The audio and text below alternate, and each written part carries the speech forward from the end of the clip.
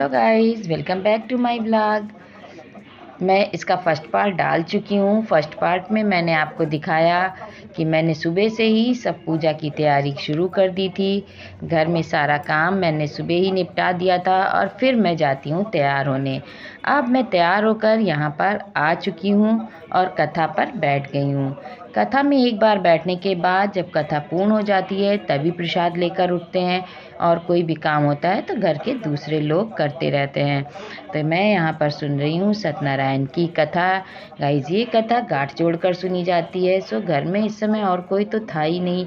एक मेरी बेटी ही अकेली बच्चों में है इस समय घर पे, तो उसी ने हम लोगों का गठबंधन किया है और यहाँ पर हम लोग बैठकर सुन रहे हैं कथा।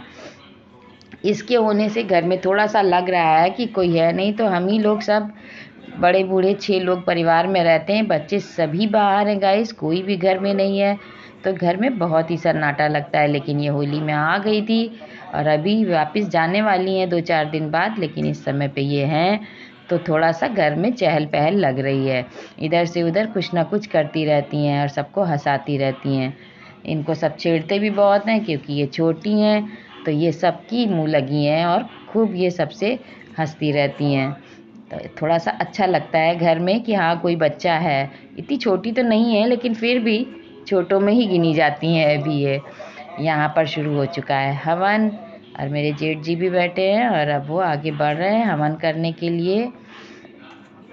तो थोड़ी सी हवन सामग्री ये लेके हमको भी दे देते हैं कि हम उधर से हवन करेंगे और बाकी लोग इधर से कर लेंगे। थोड़ा सा आंगन छोटा पड़ जाता है सबके बैठने के हिसाब से, तो थोड़ा 4 लोग इधर बैठ जाते हैं, इस वजह से थोड़ी थोड़ी हवन सामग्री बढ़ गई है।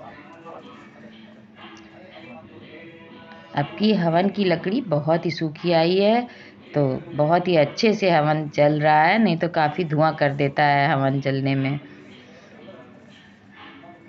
गाइस, जाड़ा आपकी बहुत पड़ा था, तो कुछ तुलसा माता वैकुंठ गई थी, तो उनकी लकड़ी को भी निकाल कर रख लिया गया था और ये हुआ कि जब हवन होगा तो उसमें उनको डाल दिया जाएगा। तुलसा माता की लकड़ी को भी निकाल कर हम लोगों ने इसी समय पर रख लिया। ये मेरे जेठ जी उसे छोटा करके और हवन कुंड में डाल रहे हैं। गाइस, सत्यनारायण की कथा एक बहुत ही अच्छी पूजा है। इसमें अगर आप कुछ भी मनचाहा मांगते हैं तो वो आपको ज़रूर मिलेगा। अगर आपने सोच लिया कि मैं ये कथा सुनूंगा, मेरा ये काम पूरा हो जाए, तो भगवान की कृपा से आपका वो काम ज़रूर पूरा हो जाता है। लेकिन हम लोगों ने तो कुछ ऐसा नहीं सोचा था, सिर्फ एक अपनी एनिवर्सरी के उस पर हम लोगों ने सोचा कि चलो आज आपकी कथा ही सुन लेते हैं। हर साल तो छुट्टी रहती नहीं है, स्कूल में छुट्टी इस बार भी नहीं थी, लेकिन कुछ कथा का प्रोग्राम बना तो मैंने स्कूल से छुट्टी ले ली कि चलो छुट्टी ले लेते हैं एक दिन की, तो कथा हो जाएगी। ये मेरी जिठानी जी, जो जिठानी कम बड़ी बहन ज़्यादा है, हम लोग कभी जिठानी और देवरानी के उसमें नहीं रहते हैं, तो ये ज़मीन में बैठ जाती तो उठ नहीं पाती, तो मेरी बेटी ने उठा रही थी। थोड़ा सा पैर में प्रॉब्लम हो गई है इनके, लेकिन बहुत एक्टिव हैं, सब काम अपना खुद से ही सब करती हैं, कोई इनको दिक्कत ऐसी नहीं है। शुरू हो गई है भगवान की आरती।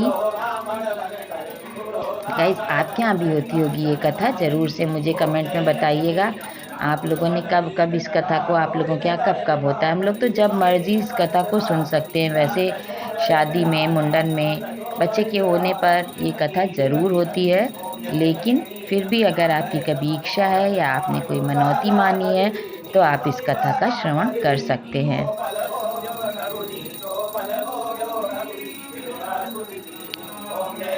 नई बहू जब घर आती है तो उसे इस कथा में ज़रूर बिठाला जाता है और वो जोड़े के साथ बैठकर ये कथा सुनती है।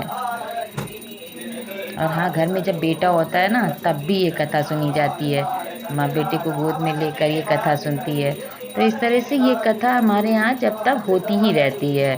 आप लोगों के यहाँ भी होती होगी तो मुझे ज़रूर से कमेंट में बताइएगा कि आप क्या कब कब इस कथा को सुनते हैं। और नहीं सुनते हैं तो एक बार आप कोई मनौती मान के देखिए और सत्यनारायण स्वामी की कथा का ध्यान करिए, देखिए आपकी मनौती ज़रूर पूरी होगी। इस समय मैं प्रसाद लेकर आ गई हूँ और ले रही हूँ अपने से बड़ों का आशीर्वाद।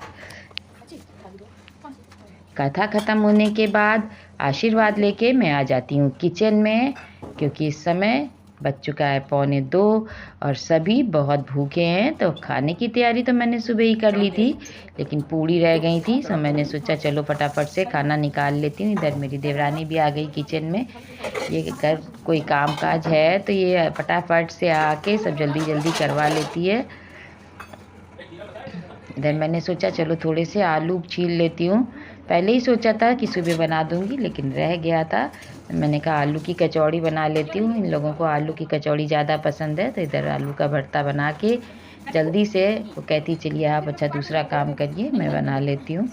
तो बना रही आलू का भरता। इधर गैस पे रख दी मैंने कढ़ाई और फटाफट से खाने की तैयारी मेरी बेटी कर रही है। सब बर्तन वर्तन मैंने सब सुबह ही अरेंज कर लिया था।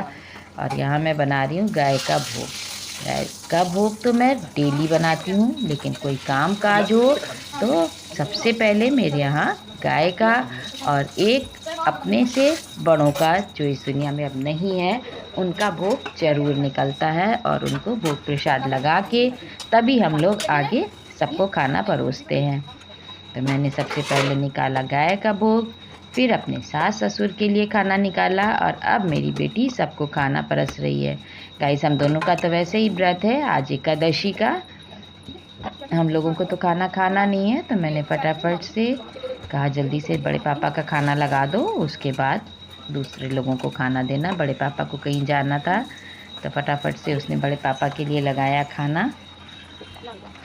मैंने भी जल्दी जल्दी पूड़ियाँ निकलवा दी, क्योंकि टाइम बहुत हो गया और भूखी ये लोग भी बहुत तेज़ हैं। तो मैंने कहा जल्दी जल्दी चलो करा लेते हैं काम। गाइस पूजा पाठ के बाद देर हो ही जाती है थोड़ी सी, आप चाहे जितनी जल्दी करिए थोड़ा बहुत टाइम लग ही जाता है।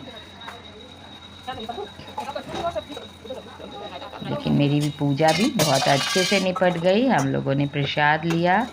आज वैसे भी खाना तो खाना नहीं था, तो पंजीरी भी हम लोग नहीं खा पाए, क्योंकि पंजीरी बनती है आटे की। यहाँ पे मेरी जिठानी और देवरानी दोनों ही खाना खा रही। मैंने कहा चलो तुम लोग खाओ और मैं निकाल देती हूँ पूरी। तो अपनी बेटी से भी कहा चलो तुम भी खा लो, तुम चाची बड़ी मम्मी सब खा लो, मैं निकाल देती हूँ। फिर मैंने तैयारी की अपने भोग प्रसाद की, क्योंकि हम लोगों का व्रत, तो मैं उसमें तो कुछ तो खाना ही था भाई, कुछ तो खाएंगे, नहीं तो कैसे पूरा दिन भूखे रहेंगे। तो फटाफट से काट के आलू, हमने थोड़े से आलू कलार लिए, थोड़े से भुने चिप्स। और सुबह बनाया था मैंने साबूदाना, लेकिन खा नहीं पाए थे ये, क्योंकि पंडित जी आ गए थे तो वही रखा हुआ था। तो मीठे में बनाया साबूदाना। और इस तरह से हमने अपनी 26वीं एनिवर्सरी मनाई। गाइस आप कैसे मनाते हैं जब अपनी एनिवर्सरी, मुझे ज़रूर बताइए।